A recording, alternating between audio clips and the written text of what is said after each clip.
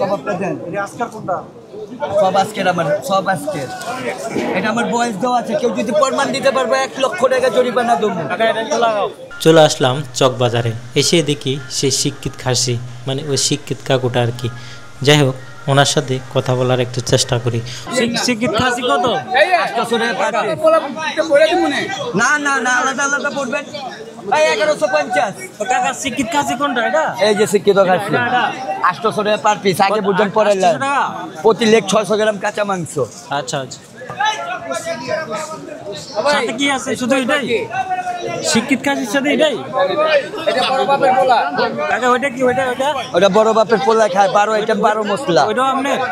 পুরো দোকানে আমার। যাই হোক, আমি অন্য অন্য কন্টেন্ট ক্রিয়েটরের মতো ওনাকে তেমন একটা বিরক্ত করি নাই।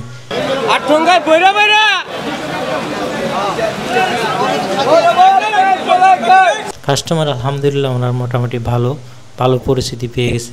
উনি ভাইরাল হওয়াতে ওনার বেচা কিনা আলহামদুলিল্লাহ অনেক ভালো।